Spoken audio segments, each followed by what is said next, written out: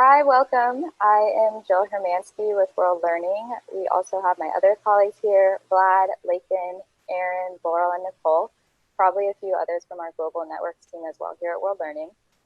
Many of you know us from the professional exchange programs that you participated in. For everyone else, thank you for joining. We hope this is an opportunity to get to learn more about our programs. Due to the limitations for exchange programs at the moment because of COVID-19, these webinars allow us to continue engaging with our alumni networks and connect us to discuss those issues and topics that are important that we are facing in the world today. These webinars are produced by World Learning in collaboration with the Digital Communication Network. For today's theme, we are looking at current efforts and issues targeted at women's empowerment and gender equality, also in the context of COVID-19 specifically. Our speakers today have a diverse set of backgrounds, so the topic will be presented by experts from governance and public policy, NGOs, journalism and media, and advocacy, mainly in reference to Asia, but still relevant to other regions as well. For how today's session will go, we are using Zoom as the main platform, but live streaming on Facebook and YouTube. We ask that everyone keep their mics muted unless you are the one presenting. Each of our speakers will get the opportunity to present, and then we will open up the floor for your questions to have a more interactive experience. You can share your questions in the chat feature on whichever platform you're streaming the webinar. My colleagues and I will be tracking your questions and will raise your inquiries following the presentations. So again, welcome, and thank you for joining this event to discuss women's empowerment and gender equality. We will start off with our first speaker, Ms. Dur Chawar, who is the COO of All Pakistan Women's Association and has many years of experience as a women's rights activist. Dur, you now have the floor.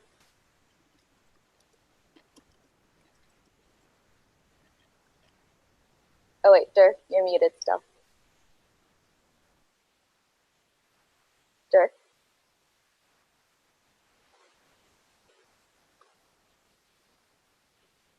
Sorry. There you go. Yeah, can you hear now? Yeah, thank you. Thank you, Jillian. It's a great pleasure and honor as an alumni of World Learning, PFP, to be invited on the forum. To be honest, today's topic is very close to my heart. I chose to work in the same sector where every day we can talk about, issues, data, policies, dialogues, and way forward. For me, symbolizing the situation of women and gender equality in Pakistan, no doubt we had a lot of impressive achievements for past many years in making laws, campaigning for women, to work, to vote, to be trained, to have public offices, to end discrimination, renaming important buildings to the names of famous women who have done remarkable achievements since the inception of Pakistan and more than over 100 years overall. But on the other hand, we shouldn't ignore the gap between the impressive achievements and the prejudice, discrimination, violence in many of women's lives. I'm pleased to see a gathering of, both for male and female here on this forum. And this really, make me happy to talk about women empowerment and gender equality. But before, talking about, before moving forward, I would like to, have a statement on that.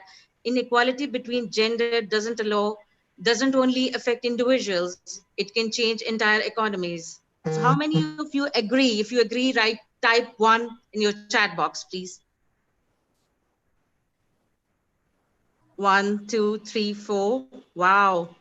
Wow. A lot of, so excellent. Many. That's excellent. But, there is no other option for the 2 as well. If you don't want to write 1, so there is no other option. So that's all about to go. You have to either 1 or no, but there is no other option. Because of my limited time, I'm not discussing much of the stats and data in detail, but to give an overview of a situation of women in Pakistan, like, while looking at my country's stats, in 2006, we ranked 112, and in 2020, we ranked 151 out of 153. So that's the worst situation, that's a strange situation for the country. No matter, for the last 10 years, we had a lot of voices for women, a lot of, campaigns run for women that really work out to raise women entitlements in different workplaces and different spaces. But there are, we will have a questions later too. I'm getting in the chat box, but I will address to all the questions after, after after few of the minutes, you have to hear to me, and that's all. I don't have much to speak. I will definitely try to reply more, because I know the all stats and things you can Google and explore on the Google as well. So we are trying to opt this opportunity as to get the real-time data, So continue back to my conversation. There are 70 to 90% of women has to face domestic violence in the country. Thousands of honor killing occurred annually in Pakistan. Topics of sex is taboo subject in Pakistan. Therefore, women often refrain from reporting their experiences with rape. According to the figures we have, that 1 every 2 hour rape has been reported in Pakistan. So, and when you try to bring education to women, limit polygamy, and empower women in other ways through education, that always is giving raise to the violence against women. And I believe that this is also the situation that why we are at the 151 out of 153 in 2020, rather than we rank 112 in 206. There are multiple availabilities of possibilities. There is still a gender wage gap. There is still, we had a very highest political empowerment of women in South Asia, but in recent years we are lacking that, and we have a reduced number of women political participation. And here, I totally agree to Campbell's view that in this perceived era of gender equality, there is a new articulation of male social power and privilege. There is no evolutionary trek towards equality, peace, and prosperity. The new world order is neither neutral nor innocent about sexism. It modernizes it. Mechanism and feminists are being made and remade as polarized species. So, I agree to this statement, and maybe many of you too, but I don't know how well you are aware of. Let me share also my working experience with the women in Pakistan, like in globally as well. What I feel is that women are stigmatized with the three major concepts like self-confidence, that lack of self-confidence, childcare, capability. Three major stigmas, that still occurs in our society, and which I believe that, that is a major hurdle in advancements of women's rights. And that's without women's rights, you won't able to achieve the gender equality perspectives as well. So I still feel that the woman still is unable to live in a fairer and more inclusive world. That means a world in which every woman and man, girl and boy create a life whatever they wish to lead. But for sure, in we in this world and in this era, we hardly able to face all these facts about women empowerment, about equal opportunities for women and men as well. Imagine a girl, who is studying, who is working, and who has a successful empowered life. But if you look at the background, when she was in a school or college, she won't be able to have a proper a proper intro to any women empowerment schedule, curriculum, seminar talks. When she able to achieve her teenage life, she won't be able to familiar with all these concepts. And then you can believe her vulnerability, when she moved towards her, she has two choices when she grow up, in specifically in our culture. That one is to marry, or if she doesn't want to marry, then she has to stay in the stage where she has to be protected, where she has to be do the domestic jobs. She don't have to be on the paid job, because there is a more women we see who are more vulnerable, who are more privileged. We can highlight them, we can have impressive work of them. But being the 48.8% of the population of women in Pakistan, that is almost a 50% of the population. Would you believe that almost 26% of women in labor force is working, and that is also undervalued their work. So, there is a different figures and different stats. Believe you me, I'm giving you a candid, opinion. I'm not going to go into data and stats, because I'm not representing any government or any donor to justify my position. But I am, just giving a candid perspective of a woman's life, because it's very important to understand, because if we don't understand, we unable to achieve all those goals, all those world where we want to see everyone to prosper equally. So it's very important, that how we can do these things importantly for a woman's life. Women are facing, different challenges. It's social stigmas, political barriers. There are many economical barriers. Despite of women are the major shareholders of the labor force in Pakistan and around the globe, but they are still undervalued of their work, because we don't want anyone to be equally get the opportunities.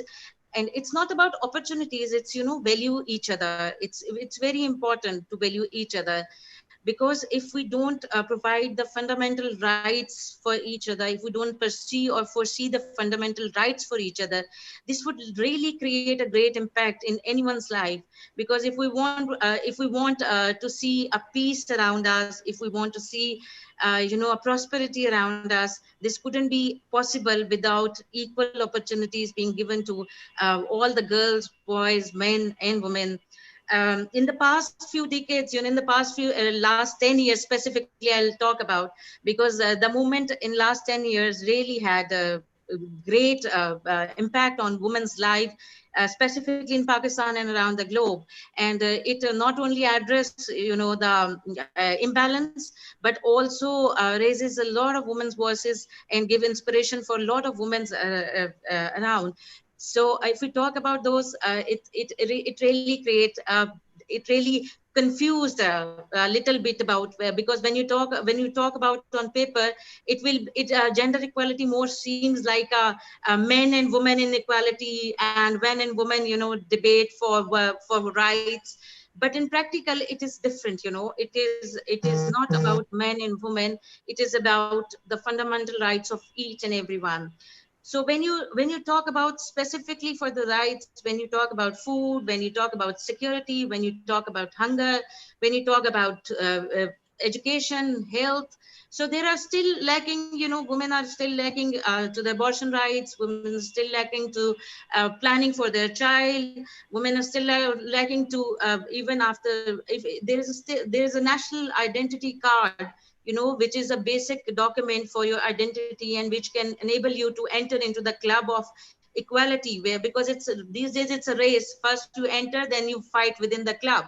So it's very important card. And without a male person after marriage, you won't be able to apply for the card without his presence. So there are many hurdles that are breaking women, that are stopping women from being calculated into the economy. If we talk about social barriers, there are social barriers, like honor killing. There are social barriers of dowry. There are social stigmas of vatasata, like, if a sister married to a brother, the brother sister has to marry to the wife's brother. So there are different stigmas. There are tribe who believes in vatasata system.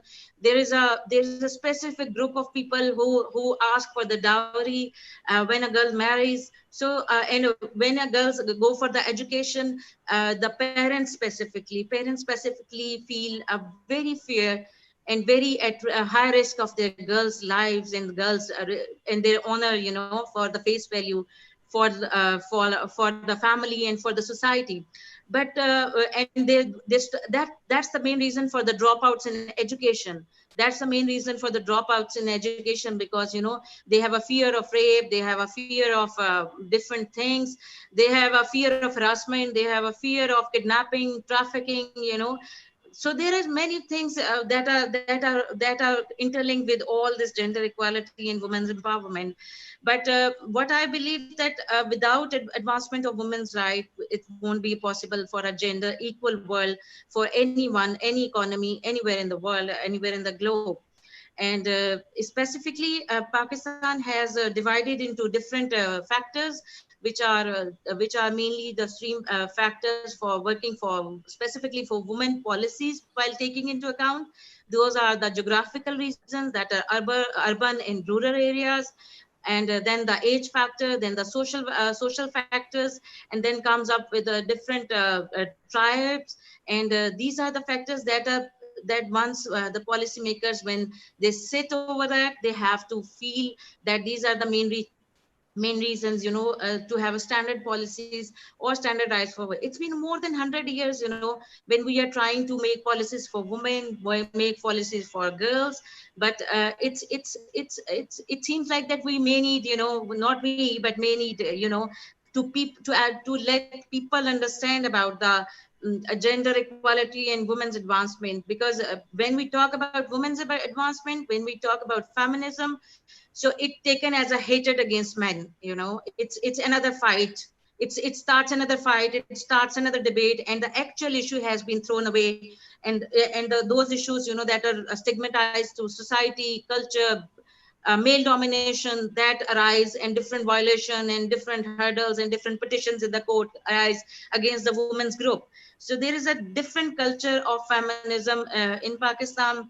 No doubt there is a lot of development funds has been arrived in Pakistan, but there is a very tiny empowerment in communities, because that is not because, there is a security issue to outreach those communities for the donors, for the workers. And there is a lack of social life threats to the workers, to the activists, to the whoever is working, on these issues. So there are different aspects that are hindering up, that are working exactly to hinder, that are, that are stepping back to us in the last era, rather than to move forward. So if you see, around, so there are hardly a data of 1 year you go with the data on top, and the other year you fall down with the same data, because of unknown reasons. So, and then you have to work on these again. And there is a lot of things that are still going on, that are a lot of limited, we can say, achievements we made in the past years. But unfortunately, we were suffering with all the pandemic for the women, facing violence against women, harassment at workplace, gender gap, and many other aspects. But there is, a global pandemic now rise, that's COVID-19. We all are suffering with that. And it badly affects women, because it badly, not only badly affects women, it badly affects those disadvantages group that are, at greater risk and impact when there are education is interrupted. So we are coming back to that era, 100 years back era. We are coming back to that, especially girls who are marginalized communities with disabilities. They are at highest risk. Even economic stress on families due to this outbreak, can put children, and in particular girls, a greater risk at exploitation, child labor, gender-based violence. That's all increased. Quarantine measures, they are not accompanied and supported by any of government support. So there is no effective remedies that are going on right now immediately. So the most vulnerable group I foresee is the women and children again, though COVID is affecting men in different way and women and children in different way. But this is mostly affecting, and it increased the gender-based violence among women, because, she has to stay at home, she has to do all the course, increase in her duties of elders and sick people at home, ill people at home. So it increased the duty hours, it increased the domestic hours. And believe you me, the non-stop home-based work from the offices that are coming, that's also very disturbing for every household, because it doesn't have any time now. When you work, then you have timings, and then you work. But while doing it at home, you have multiple timings to work you at your own. Then you do your office job, then you do your home job, then you have to teach uh, kids online. So and then, the parent intimate partners relationship, that is also more getting most worse. So in a last couple of years, if you observe the data as well, the more gender equality and women's empowerment data came onto the papers, the more results of divorce and separations are also on the other hand, that's rise. And the basic reason is that the impatience, the sense of responsibilities, which is lacking, and and the concept of taking empowerment as a hate against man. This is a main concept, that is a big barrier against everyone. And it's a really a great uncertain situation that is, bringing all of us towards very strange. I have a limited time, I have different things to do, but because we had a very serious conversation, I would like to say few of the lyrics of the Grammy Award winner Ricky Cage, that she can do, he can do, she can do, he can do the things they can do as we. So teach them to excel, excel, excel, and see what they can do. Thank you. Thank you so much. I especially love that last part. Really good way to tie up your presentation there. And I know quite a few people already have some questions, so we will get to those in just a minute. Now I'm going to introduce our next speaker, Safine, who is an independent journalist based in Jammu and Kashmir, writing about gender, health, social justice, culture, and development. And she's contributed to many different publication. So if you want to go ahead and unmute yourself, and we would love to hear what you have to say.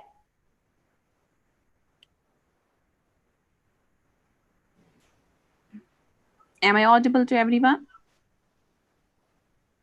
Yes, we can hear you. Okay. Hello, everyone. Probably my video is stopping again and again because I'm working on a very slow speed internet. So just bear with me for that. So yeah. So my name is Safina, and I am from Kashmir, which is one of the most militarized zones in the world. I work here as a journalist, and I've been writing for different publications on gender, health, and different topics like social justice and human rights violations.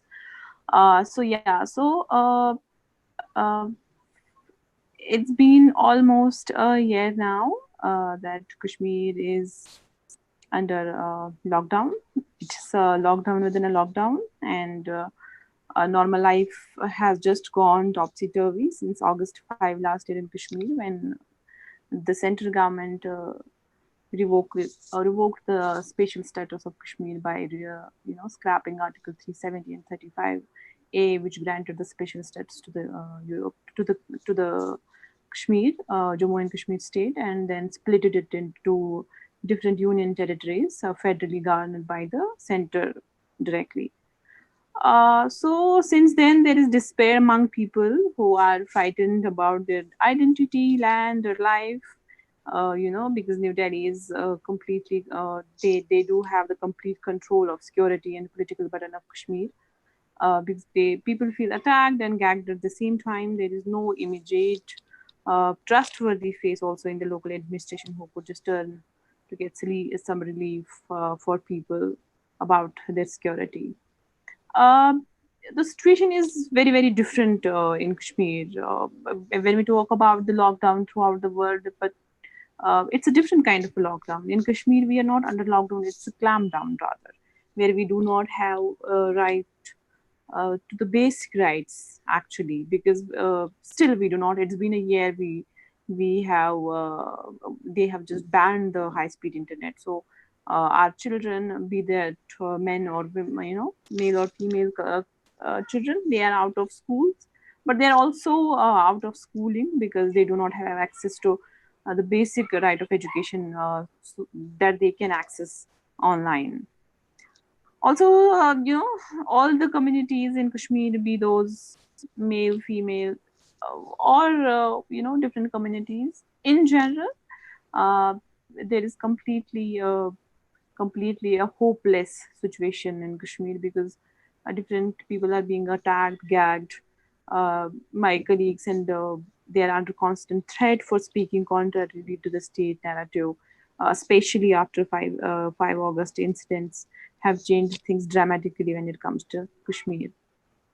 Because it's very, very difficult to express any opinion in Kashmir on matters of civil and political.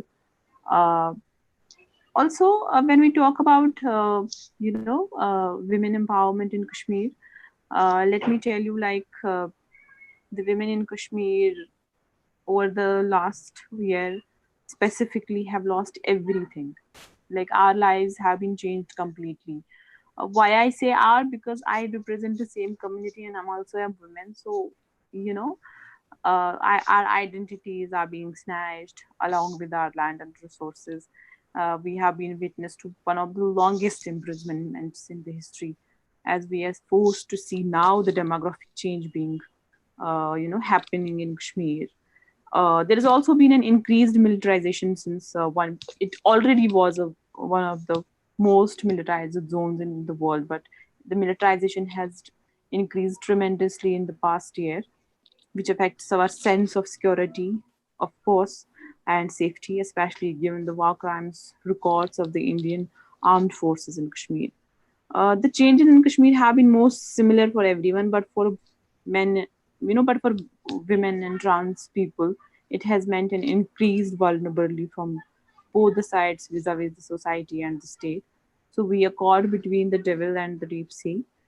Violence and against women has largely gone unnoticed and unreported, and it is added to the presence of the military forces everywhere you go. Uh, New Delhi has changed our laws drastically. They have, binded up all the commissions in Kashmir, be those human rights commissions, be those women and children's commissions, and there is no alternate at the place. In the entire Kashmir, we have different districts, and we have just one police station, women police station, meant for them specifically. So women do not have anywhere to go under any circumstances of lockdown. We have generally seen, these are the past trends that I'm discussing, that domestic violence or any kind of the violence against women increase when there is the lockdown, because we have been facing lockdown since a long now. So generally, this time we had high domestic violence, but women had nowhere to go because there was a complete ban on all the communication channels, and women were not able to reach to their families. They were not able to reach to the authorities. They were not able to reach to NGOs. So there was nowhere that they could look after. That has made their life miserable. I have just recently reported on domestic violence, and I have seen women facing such abuse.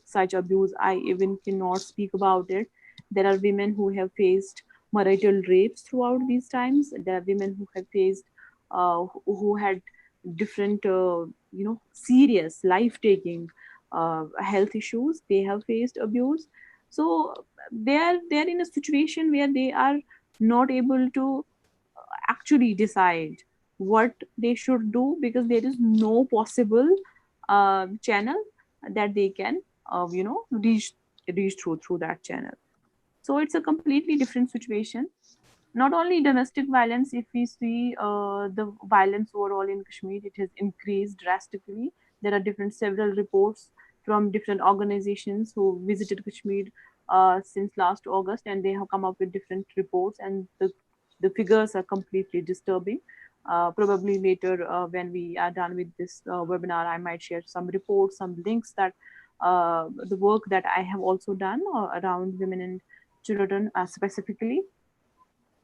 uh, so yeah, so it's a lockdown within a lockdown, and this lockdown is completely different because we do not have access to uh, different basic rights. We also do not have, uh, so it has completely changed the life of women, because when we talk about health, and especially reproductive health, women are facing the brunt at that side also. Women are overburdened with the work, because if we see working women, they are not only working at home, they are also managing the entire family with their children, which has doubled their workload. And men do not majorly do not contribute to the house chores. I always say that I definitely have a joke on house chores, but it's not shared. So I always say that we should not comment on that. But yes, so I will not share more figures, because it will take a lot of time then, also to put them in perspective. But yes, a few things that I wanted to also say, that uh, please, through World Learning, it's a very very great platform, and this is my first webinar, because I generally do not have that sort of a connectivity that we require to appear in webinars. But through this channel, I want to take this opportunity, and want to request all of you, please, through your own platforms, through your own groups, and other organizations where you work, uh, please speak about Kashmir, because it's very, very important now, as they are changing laws drastically, and every day there is a new law that they are implementing here. They have given all the resources, uh, raw resources that we extract from different places. They have given all the contracts to the outsiders, not Kashmiris, which is increasing unemployment highly, and that also puts women at risk. They are also changing the laws of domicile, which means that anybody can be a domicile now in Kashmir.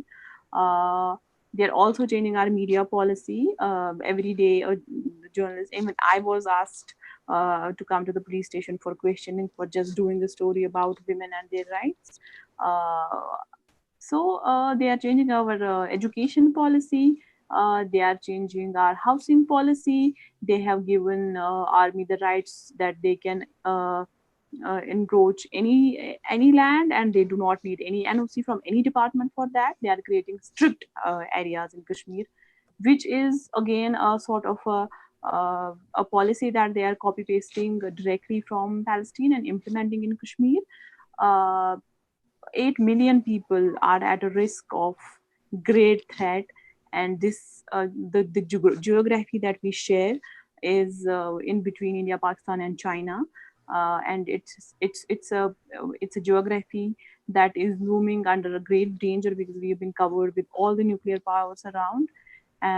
Please speak about Kashmir, talk about our rights also, because I think if we talk about it, if we bargain with our in our own countries and highlight it, and because international repression is required highly, uh, please do some more than statements, not only statements, because we need to do something concrete on ground. Also, why is it important for all of you? Because different countries have different international relations. They do have economic tie-ups, business tie-ups, but if anything in India is in their backyard, Kashmir is brimming at an edge. So in any politically unstable country, no businesses can thrive and no economy can thrive.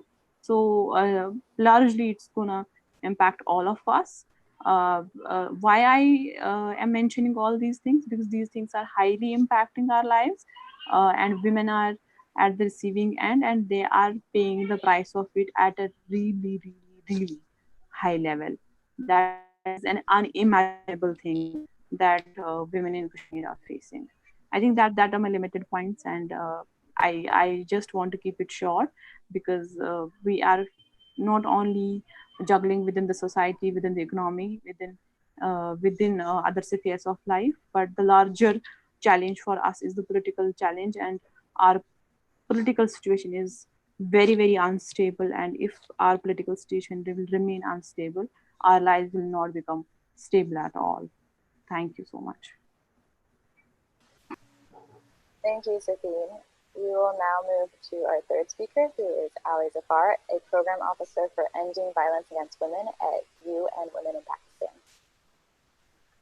Thank you, Jill, and thank you, Durre and Safina, for introducing the dynamics of governance and violence against women and that of inequality against men and women in Pakistan and Kashmir. So I'll focus more on what Vlad has already posted in the chat box, that how these existing inequalities are creating and increasing the inequalities for women in COVID-19 situation. So just to give you a background, so from the age of 15 to 49, about 24% of women and girls face violence in Pakistan, be it spousal violence or be it domestic violence from other members of the family.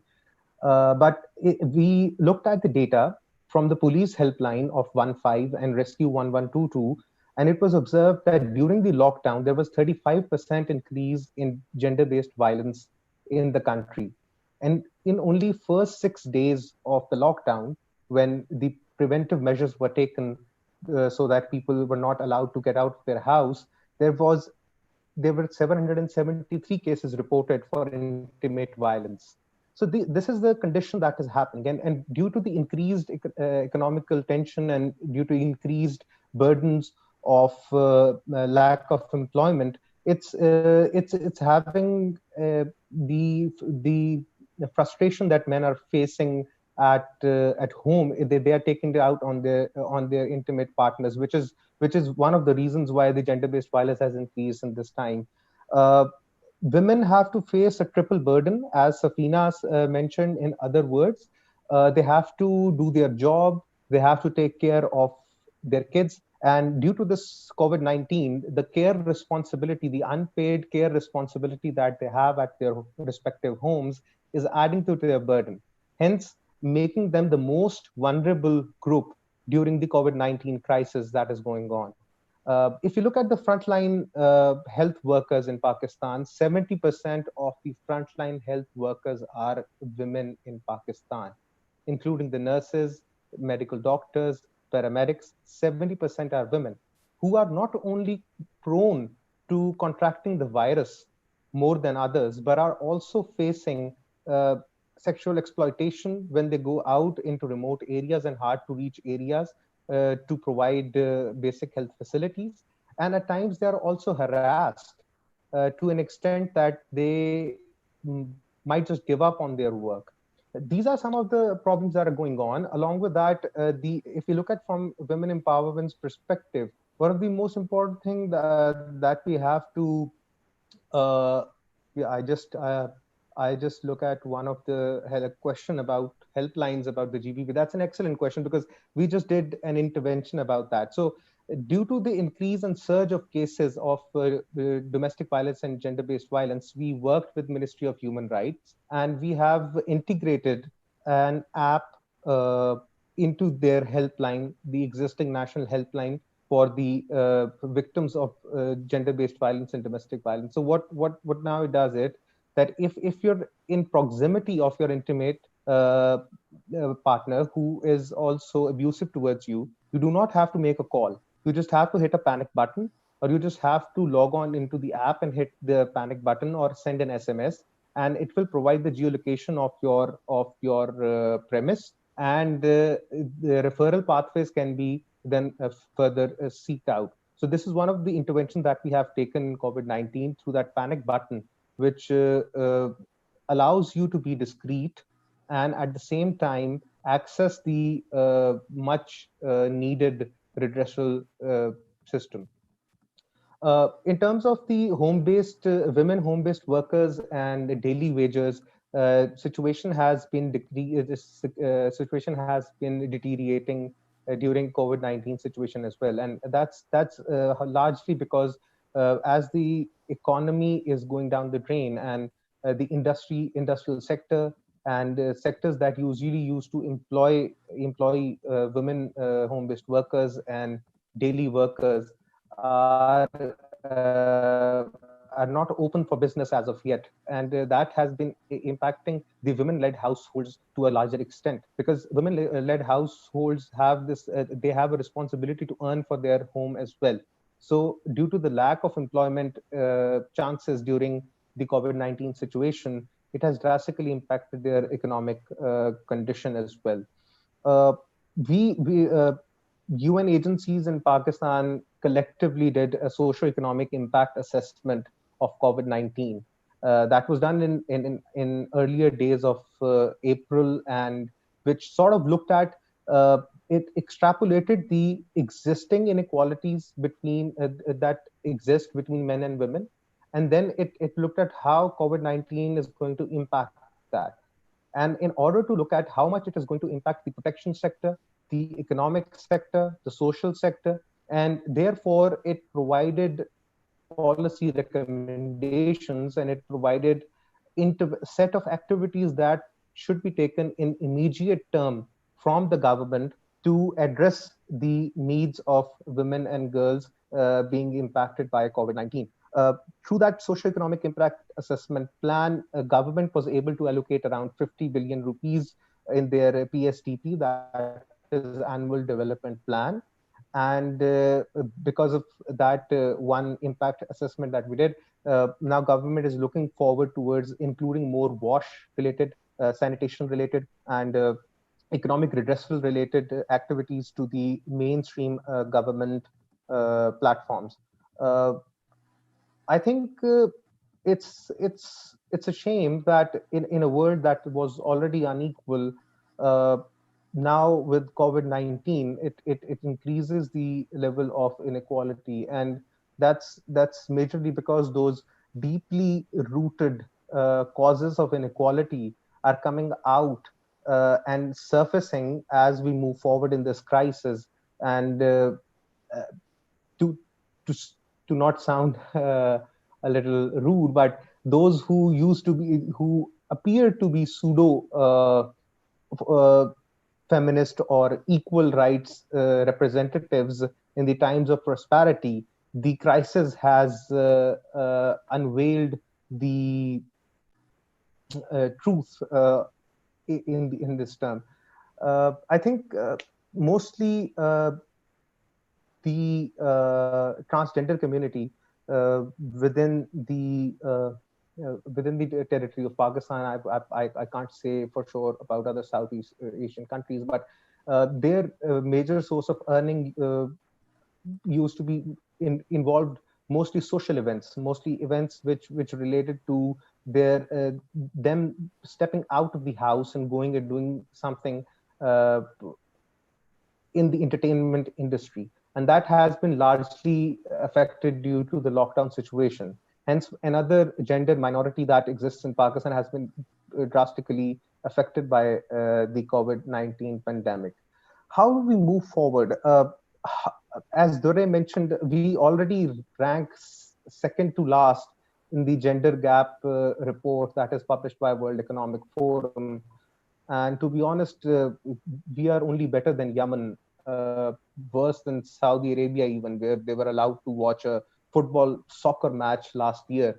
Uh, it's because things. Vlad has another question. Let's see. Yeah, so we did this capacity assessment survey. UN Women did a CAP survey with knowledge assessment product survey with the help of Jazz, one of the largest telecom industry in Pakistan, and we realized that it is so deeply rooted that when we ask there's one example of the question, and that is if you're going to help your mother in the kitchen or if you're going to help your father in the kitchen. So siblings and offsprings helping mother in the kitchen are far lesser than siblings and offsprings helping their fathers in the kitchen. So these sort of things come out of these surveys. And division of labor at home, well, while it was sort of a given that at home it's the women's responsibility to work, that has increased during COVID-19 as well, because men with that sort of mentality that they are still sitting there and being lazy, and they have increased the burden on women who have to stay home, work from home, and also take care of their kids and their family. So the division of labor I don't think the compassion element has come across as much as one would have imagined through a pandemic, when you don't know if you'll go into another day. You don't know if the society is going to be back the way it was. And things unfortunately have majorly either remained the same or deteriorated even further. I think moving forward, yes. So I was going to talk about, because uh, we had a large number of primary school and middle school dropout ratio due to the early and forced child marriages situation in Pakistan. This is going to even worsen the situation. Currently, we are in the phase of calculating the economic and social costs of child marriages in Pakistan, and I'll be happily able to share that with the network. But the most important cause is that when there is a larger family and a single person to earn and feed, then there is an economic burden, and hence child marriage is unfortunately the most suitable way to go about it. And given the economic burden that COVID-19 is going to put on the already distressed society and fragment of Pakistan, especially if we talk about it, will not only increase the child marriages in Pakistan, but will also have deteriorating effects on child abuse and uh, domestic violence. I think that's all that I have to say for now. If there are any specific questions related to our work or related to any other interventions in Pakistan related to gender and COVID-19, I'll be happy to answer them at the end whenever the admins allow me. So thank you so much. It was a pleasure talking to you all.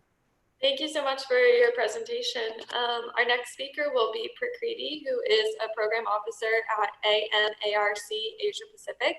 And she has a lot of experience working for the rights of minorities and disadvantaged women, including developing youth peace workers and undertaking media and gender monitoring in Nepal. So if you would like to go ahead and start, we would love to hear what you have to say on this topic.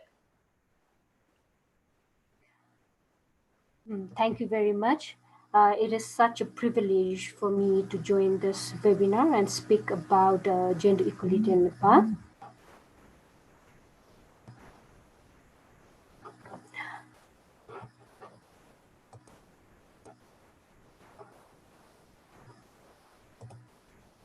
I think that gender equality is not just like a matter of men versus women, but also it is related with everyone and the way we live in our society right now.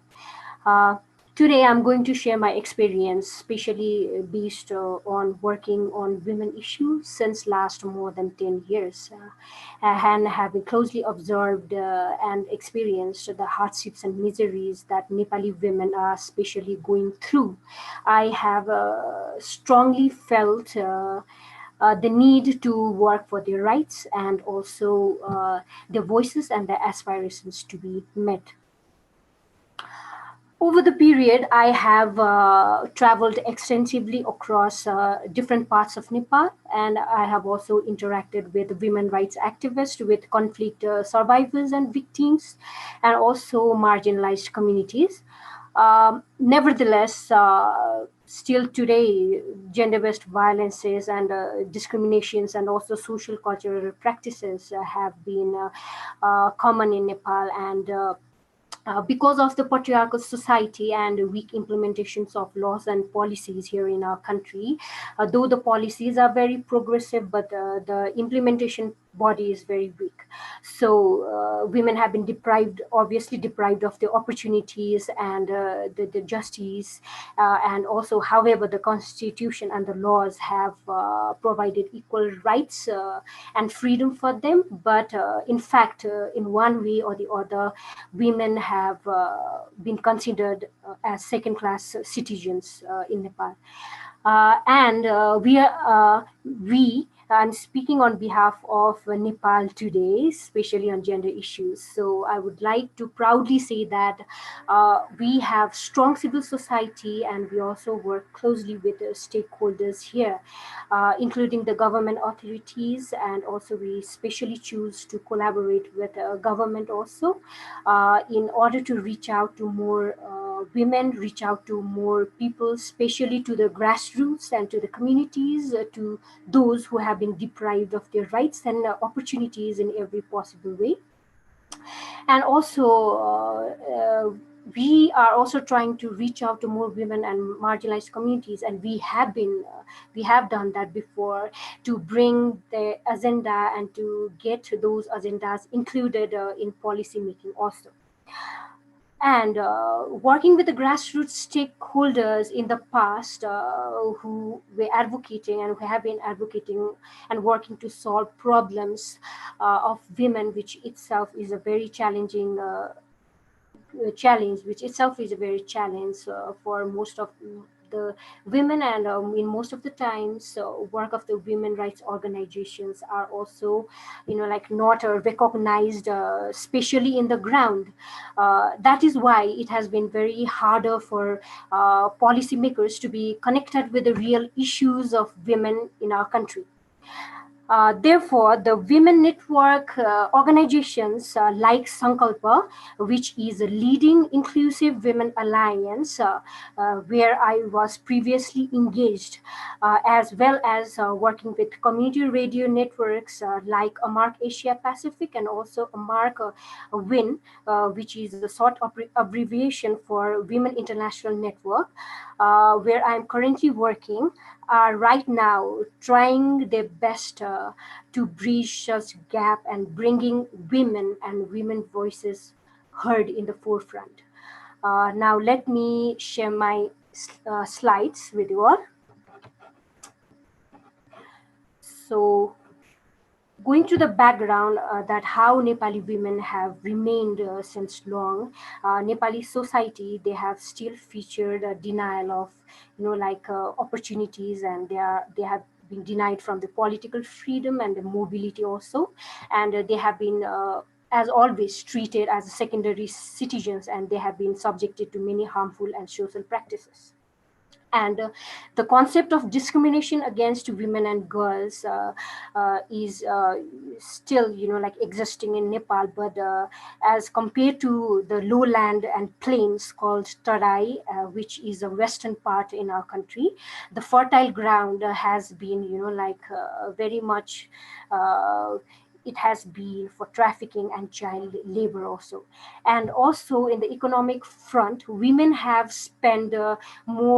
been spending more of their time in household, in bearing the responsibilities of household chores, and then men, and which is like 70.7, lesser than men. Men has been they have been getting more paid, they have been getting paid well as compared to women, because women have been taking their double responsibilities, taking a burden and stress, carrying out double responsibilities here. And also in majority of rural households in our country, women also, they are usually they are behind, because they have no authority to make household and decision making power. So however, in recent days the progress can be observed in women's political representation, since we had local election in 2017, when we had at least 40% women representation at local government. And also the constitution is also speaking on behalf of women since that time. So may I have the next slide? There have been many challenges to gender equality in Nepal, such as lack of love and care and dignity is given to daughters, and always son is given more preference while making family decisions and critical decisions in the family.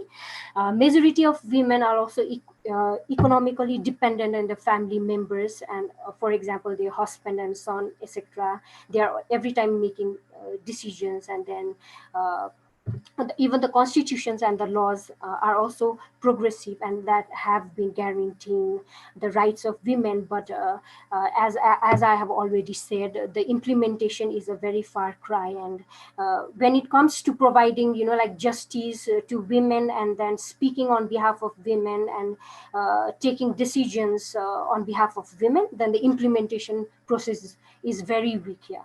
So even women have been facing societal restrictions right now, and the literacy rates of men and women is very it's very comparatively, the literacy rate of women is very low as compared to men. And also there's no access to parental property like land, house, etc., especially when it comes to handing over those parental property to the married women. It is more harder as compared to the unmarried daughter. So there's a lack of gender disaggregated data also on status of women, where I think even right now, most of the women rights organizations here are investing their time of researching and collecting gender data so that we can, work in the field of women and empowerment in coming days.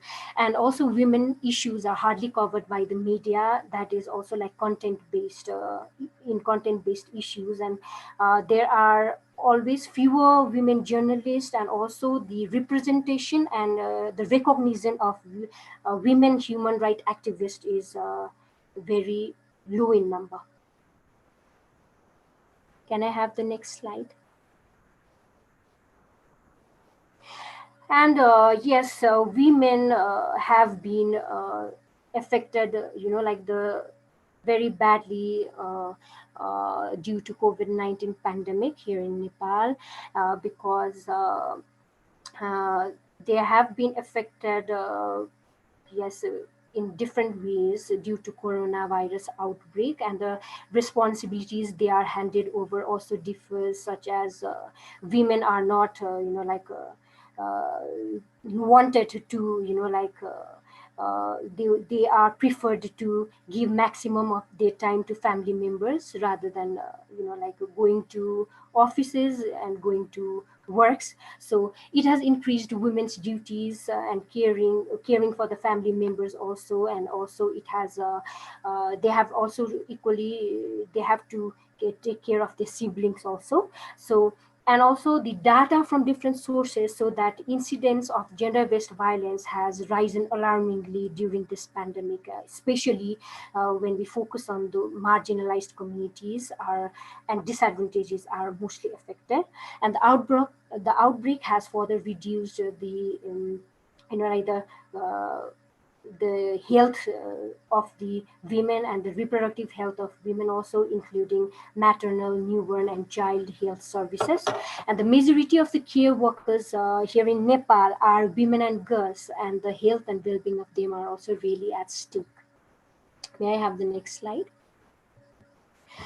So media has been the playing different roles during the time of pandemic and also in post pandemic situations. But also the what I really feel is that media should create gender sensitive and gender transformations to really help break gender stereotypes when it comes to, especially comes to women, providing justice to women and victims. And also there have been many challenges, such as traditional, social and cultural challenges regarding gender perceptions. And also media also should portray women in leadership roles, because most of the time the works done by women, for example, the news that women journalists publish here in Nepal, or when it comes to giving them leadership roles, then women are likely to be men. The number of men and in leadership is likely to be high as compared to women. And also media should focus on enhancing women's access to information, and also women's access to claim their rights and to make better decisions also. Because when women are empowered, then they can speak and they can really take the challenges, and then women know about and exert their rights to education, to property, pensions, etc. And also they challenge existing norms and stereotypes. May I have the next slide?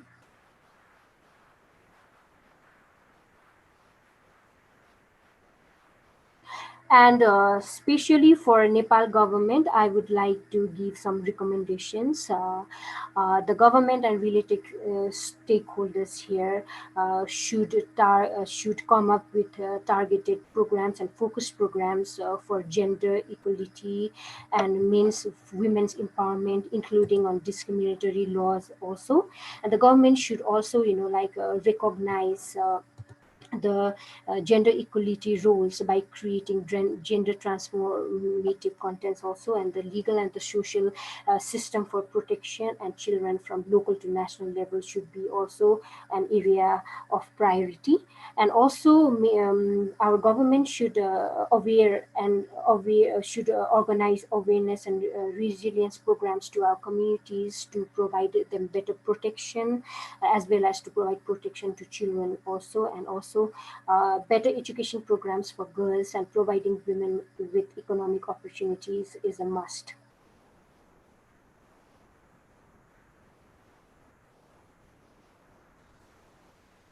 Thank you. If you have questions, then I'm happy to address them. Thank you so much, Preeti. So we will now move on to our final speaker today, Ms. Reshma Ashrani, who has NGO experience in strengthening women's livelihoods. Hi, thank you, Jillian. Thank you for making me a part of this forum. I'm really glad and pleased to be a part, because I really feel at home to be a part of these like-minded people. Talking about my experience, I have been working with for the upliftment of economic upliftment of women from marginalized communities through various skill building trainings. And our major focus in these trainings has been driving as a profession, because this enables them to step out of home and explore the world on their own. So one major reason we chose this as a focus, driving as a profession, is because we wanted to challenge the ecosystem in which these women are forced to stay.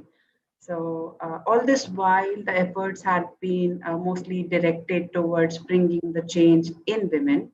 But from this, we wanted to kind of touch the community sensitive areas, which bound women through various beliefs. Like, for example, they are not able to do the masculine jobs, or they should not step outside or be in home confinement.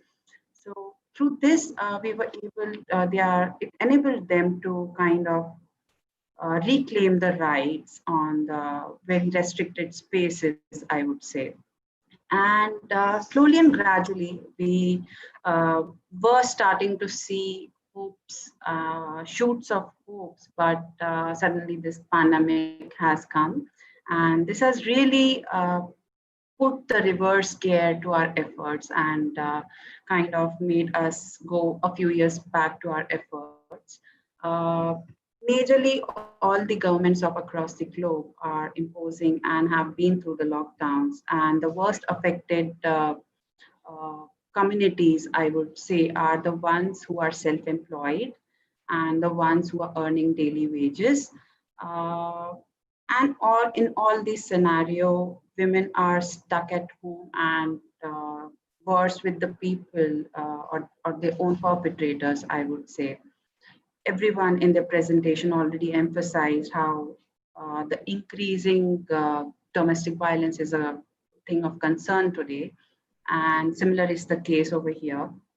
So there's a huge increase in the domestic violence. And to add to that, what is happening is prisons are kind of a hotbed for the spread of coronavirus right now, and due to which the criminal justice authorities are halting the arrests, or even worse, they are releasing the inmates. So it's pretty bad. You can imagine that a girl who had who had the courage to file a complaint against her perpetrator now can see her perpetrator roaming free, or that woman who had the guts to get her own husband arrested to save her own children is now being beaten in some corner of her home, and because she took that action. So these cases are right now very, very evident, and we can see them on ground, and we can also see them across all these research works that are being done on organization levels. In 2018, there was one study which was done by Thomson Reuters Foundation. 2 years back, India was ranked the worst country in terms of the most dangerous country for women in terms of sexual violence. And 2 years down the line, we have this pandemic, and this creating really a worse situation. On one side, the cases are increasing. On the other side, there is no hope from the legal authorities to have the justice. It is bad. It is obvious that the women are expected to do the household chores, rear the children, bring them up, and also now they can even control their dreams. So all this, while our focus, we have tried to remain positive, and we are striving to kind of hold to that dim light which is visible. I would say that we are trying to focus on the sectors which can give them a bit more earning, like the essential or the food goods, and trying to rebuild from the scratch again. And there are some relief schemes available from the government, especially Manrega or PDS, which are helping us to not completely waive, but decrease to an extent the challenges that these families and specifically women are facing from today. Yeah, for today I had this much to share from my side.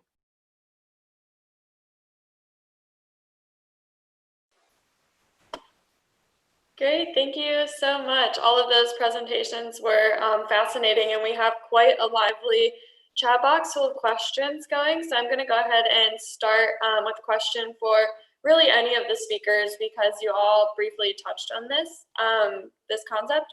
So there was a new report released by the United Nations talking about COVID-19 and its impact on girls and women.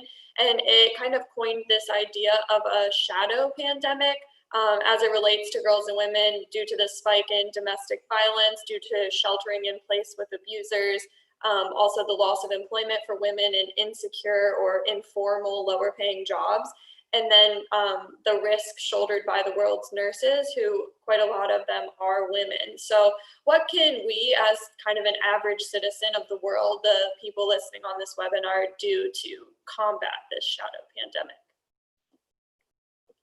And any of the speakers can feel free to go ahead and start on that one.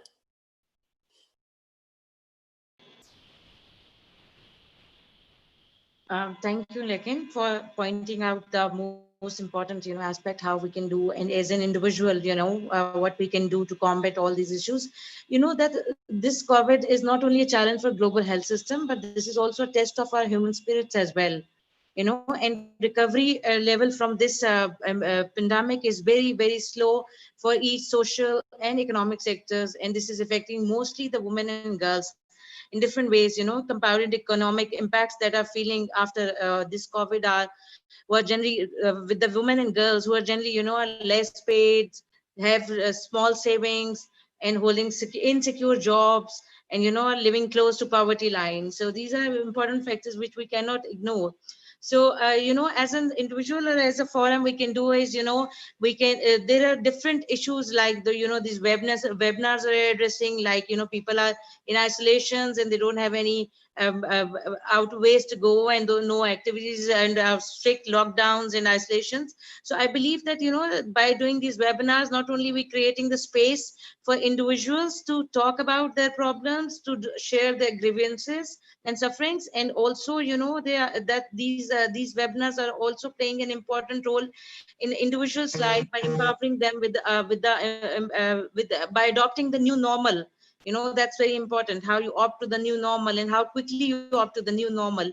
So I believe that one major reason is this, and the second is that we are passing on the energies to each and every one, by not only by connecting, not only by showing our own grievances, our challenges, and by sharing each other's challenges, and by raising voices at different policy levels.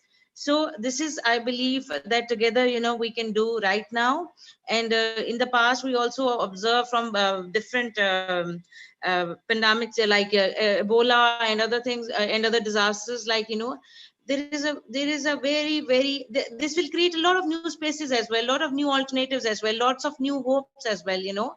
So let's be positive, let's be optimistic, and let's hope for the of the new normal, you know, and back to the normal life. Thank you so much. Do any of our other speakers have anything to add? And if not, I will jump to another question. I'd like to say something. Thank you for pointing out the shadow pandemic issue here as well, because and what we can do, so we can start off being compassionate, because that's something that we all need in this time. And I would suggest that there's this misconception, this lexical ambiguity that is there in terms of being socially distant. I think it should be more of a physical distancing, but we should be socially connected with our loved ones and people who we know or we presume might be at risk in terms of facing sexual violence or domestic violence or any sort of violence, for that matter of fact. So it's important that we check up on people regularly, we talk to them, we give them a call. And I know that we have an increased screen time as we work from home and we manage everything online, but giving up a call to your friends, your co-workers, that's a start. As much as when it comes to working towards the inherent inequalities within the system, those are structural issues, and for a common man to start working towards them, it'll take a time, and to bring about a change in the belief system into the structural system of the entire country or a society. That is something that we should hope to learn from the pandemic itself, which teaches us the futility of life itself or the worldly things we are engaged in. So we should be more compassionate towards each other and check up on your friends regularly and your co-workers. Thank you.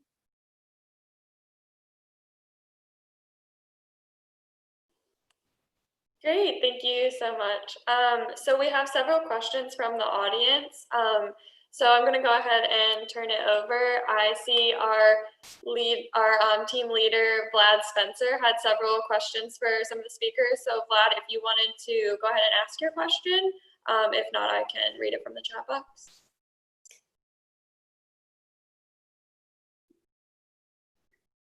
Can I speak? There was a question for me in the chat box while I was speaking, and I didn't attend to it.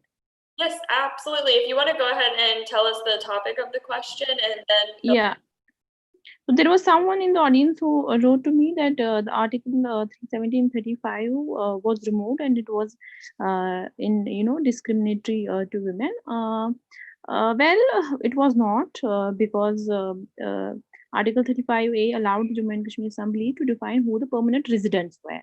And once the women from the state married outside, they lost their property rights, like to hold immovable property or to work in the permanent positions in the state, or the right to or any other benefit that the state government provides. But this became particularly discriminatory. I agree to that for the women who were Pandit women, and they were forced to move in 1990s. But then Jammu and Kashmir High Court in 2002 October struck down this this particular provision of the state subject, which defined the permanent residency, and it was a judgment by that was passed in 2002, and it was a case between a state versus Dr. Sushila Soni. Yes, if I remember exactly, so that was the name. And then this was already been taken care of in 2002 only. So there was no such thing that it is against women, though women were used many a times when they removed the article. But there were many stakeholders who were Kashmiri stakeholders, although I consider all of them the stakeholders, including Kashmiri Pandit women. But this clause was already been taken care of by the J&K High Court in 2001. I think that was a question for me. Thank you. Thank you so much for touching on that. Next, I'm going to open the floor to Anil. If you would like to unmute yourself and ask your questions to the speakers. I see we had one discussing the patriarchal system and also discussing kind of the power balance or imbalance. So if you would like to ask your question, feel free. And if not, I can go ahead and read it from the chat box.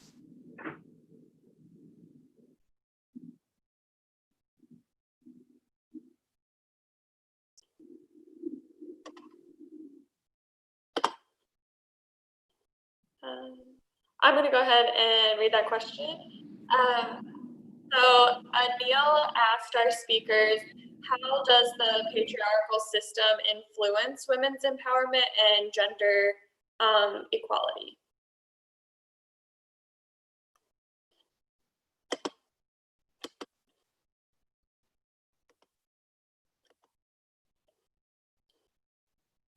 Okay, so I'll go first if no one's going to take that. I think the structural imbalance that Anil has touched upon here is really important, because when you're seeking out for essential services such as healthcare, education, policing, and justice reforms, that patriarchal society and that patriarchal mindset, that imbalance in the power structures really affects it.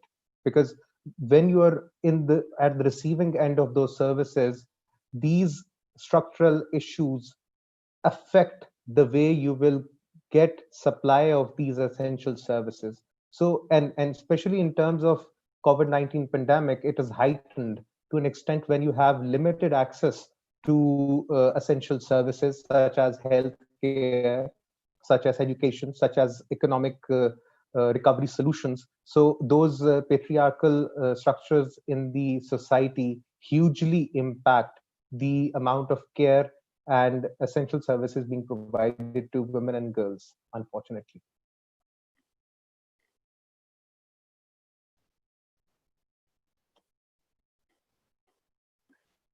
Yeah, that's it from me. Over to you. Great, thank you so much for that answer. If Jill had a question from the audience, I'll go ahead and turn it over to you. Yes. So everyone can touch on this one too, but what aspects of the current pandemic, mostly which of those aspects will continue past COVID, have an impact on women's rights and women's lives more than the general population?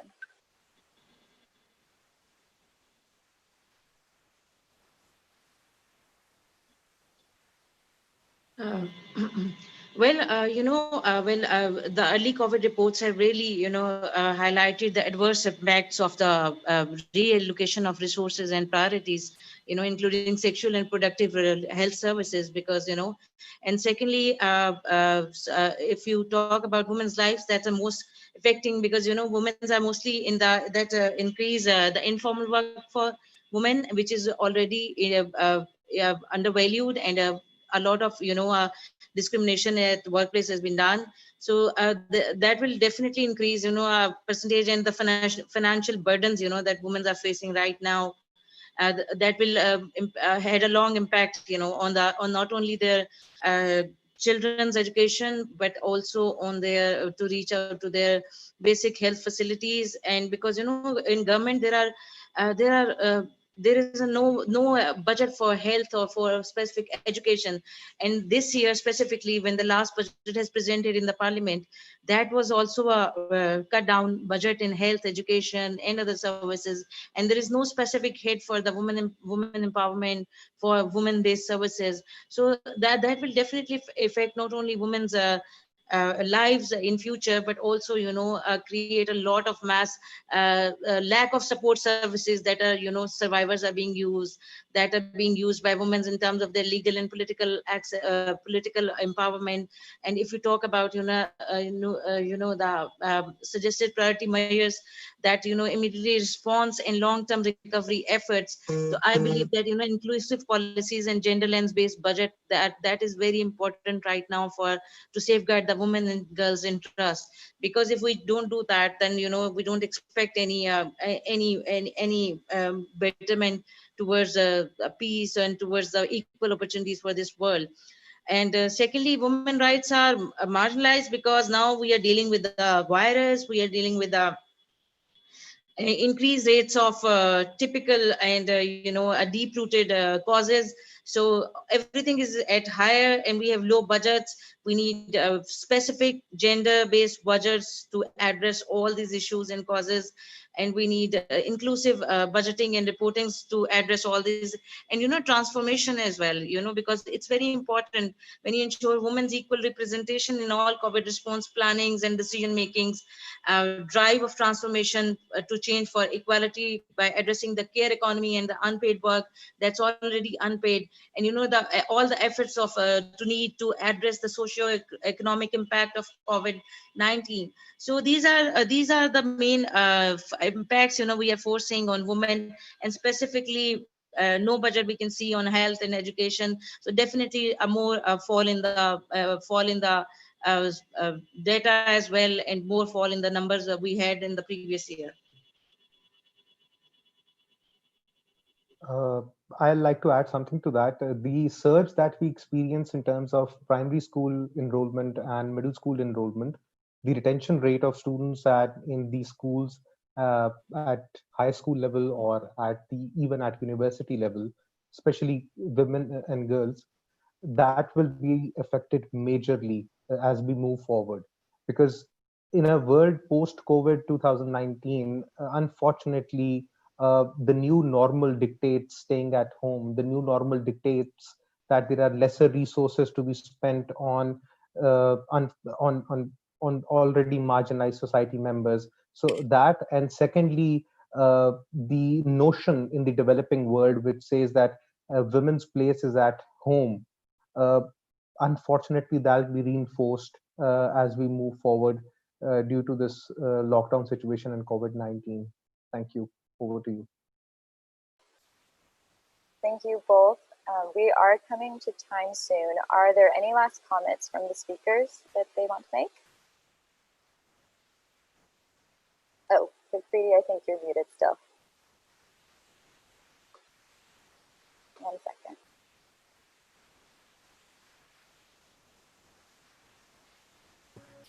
There you go. Okay, so the question is, especially what has government been doing for security to social protection in Nepal. So the government of Nepal has been, implementing various programs such as programs related to social health insurance, and also it has come up with different kinds of relief packages for most vulnerable, that is mostly for this current pandemic time period. And even the government has come up with quarantine centers and holding centers, especially for the people who are placed in quarantine centers. And mostly in agriculture sector also, Nepal government has been planning for employment generation for the most affected populations. And uh, in Nepal, government has launched, its contributions based on social security scheme, and the scheme is set to include medical, health, maternity, as well as the accidental and disability benefits also. And the benefits, there are many benefits for dependent family members and old age people. Uh, and the contribution which are based on social security scheme, they are funded through the contributions made by the workers and the employers, while the workers, they need to contribute 11% of the basic salary, so which is quite interesting. And the employers also, they top up 20% of their workers basic salary. And most importantly, the workers are are eligible to participate in the social security scheme from the day of their own employment. And there's workers cannot claim for a particular benefit unless they have made mandatory contributions for a number of months into the fund. So for example, to claim a medical benefit, one would require a worker must have deposited his or her contribution regularly for at least 6 months since the time when the global pandemic started. And we are I can't give you the exact like the time till when the government will have this provision, but the government is surely like implementing various kinds of social security programs on providing the social protection of the citizens and the Nepalese people here. Yeah, I'm done. Any final comments from the speakers? Okay, well, today was a great session, very informative. So thank you everyone for your contributions to this panel. We greatly appreciate the opportunities to connect with you and with everyone else from around the world. So thank you everyone for participating.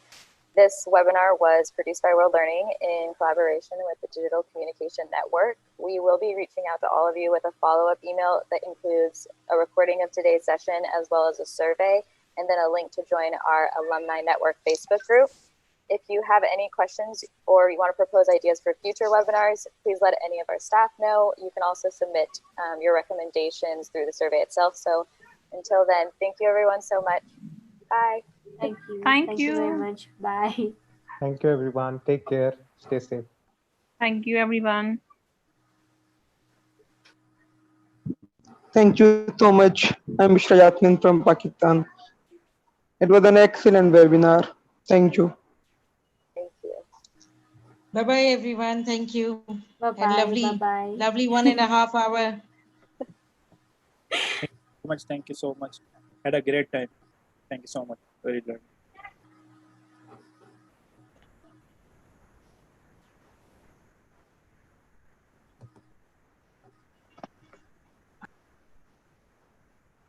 Thank you very much.